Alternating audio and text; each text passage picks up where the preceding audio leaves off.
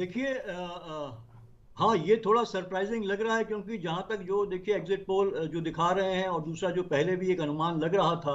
हालांकि भारतीय जनता पार्टी ये बीच बीच में इस तरह का दावा कर रही थी कि हमारी तो इतनी सीटें आएंगी, लेकिन मुझे लगता है कि अगर इस एग्जिट पोल पे विश्वास किया जाए और अगर ये सही होता है 3 तारीख को, तो निश्चित रूप से देखिए शिवराज सिंह की योजना के अलावा मुझे लगता है जो केंद्रीय नेतृत्व ने जो है 7 जो वहां पे मंत्रियों वहां सांसदों को उतारा, और उसमें ये हालांकि ये जो फीडबैक मिल रहा था कि उसमें विजय वर्गीय को छोड़ के जो है कि और जो है कि बाकी जो सांसद आए हैं, और उनको जो है कि बहुत ज्यादा वहां पे सपोर्ट नहीं मिल रहा है।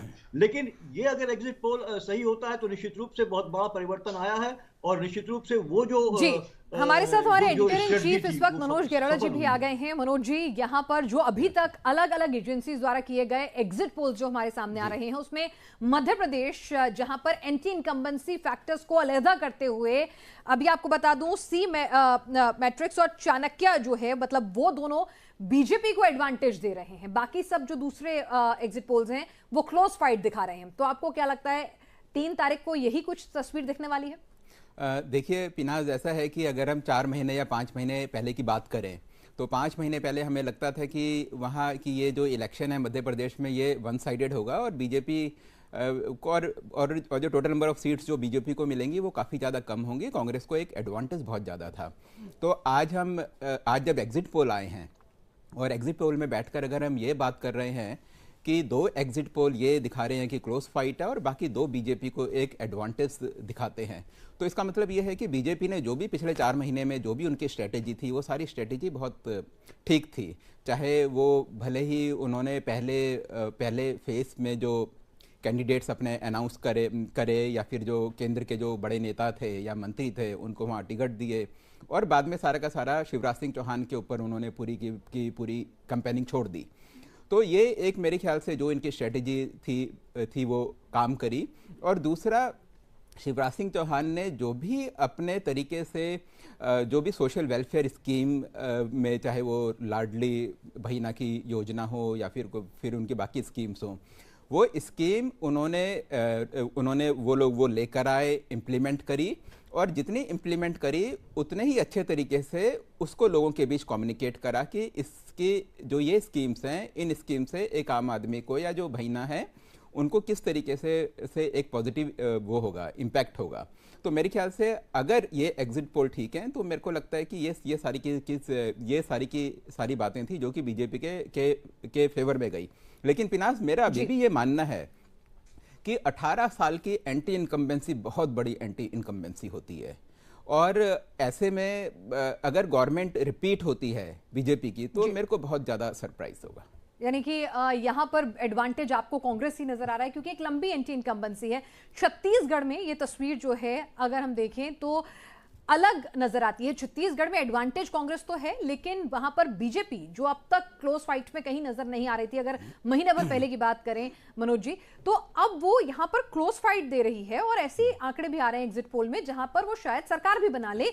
और जो अभी हम अपने जो मध्य प्रदेश और छत्तीसगढ़ चैनल को लीड कर रहे हैं कपिल शर्मा, उनसे बात कर रहे थे, तो उनका कहना था कि कई सीटें ऐसी हैं जो उन्होंने एनालिसिस किया है, उनकी टीम से, ग्राउंड जीरो से जो रिपोर्ट आई है, कि इतनी क्लोज फाइट है कि वो सीटें हो सकता है किसी भी पार्टी की सरकार बनवा दे।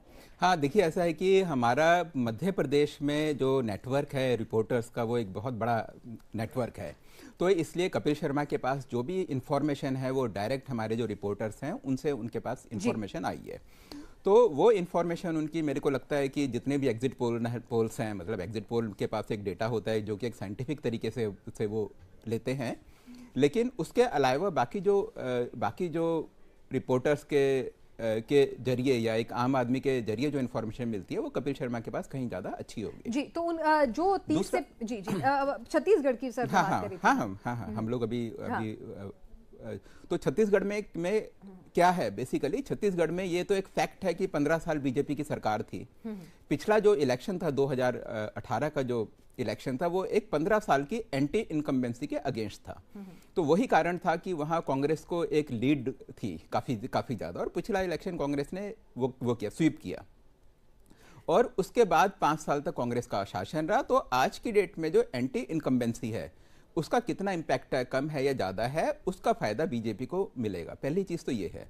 दूसरी चीज़ ये है कि बीजेपी एक लोकल उसमें कांग्रेस बड़े अच्छे तरीके से इस बात को साबित करने में मतलब उन्होंने लोगों को कन्विंस करने की कोशिश करी कि रमन सिंह की सरकार एक करप्ट सरकार थी, और वो करप्शन एक ऐसा था जिससे आम आदमी को नुकसान होता था, क्योंकि यहाँ का जो करप्शन का जो पैसा है, अगर करप्शन नहीं होता तो वो पैसा जनता के वेलफेयर के लिए लगता, लेकिन वो जो पैसा है उस पैसे से कांग्रेस के सेंट्रल हाईकमान को वो पैसा जाता है और वो पैसा बाकी पूरे देश में कांग्रेस पार्टी इस्तेमाल करती है। तो मेरे को लगता है कि ये भी एक बहुत बड़ा फैक्टर था।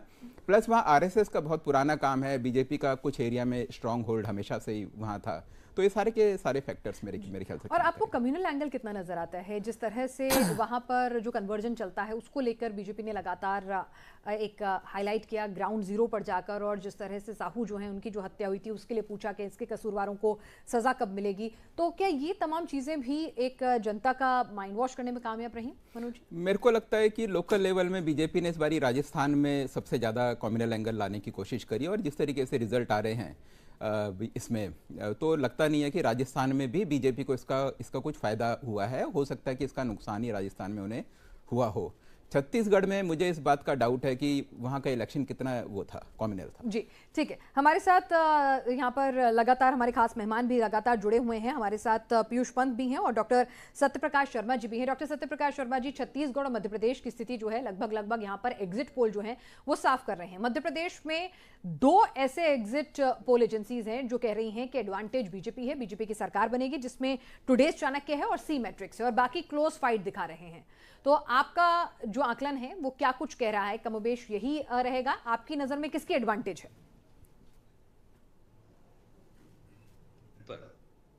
कपिल से आपने एक सवाल पूछा था कि ज्योतिरादित्य सिंधिया का क्या हुआ, मैं इसी से आपके सवाल की तरफ जाऊंगा।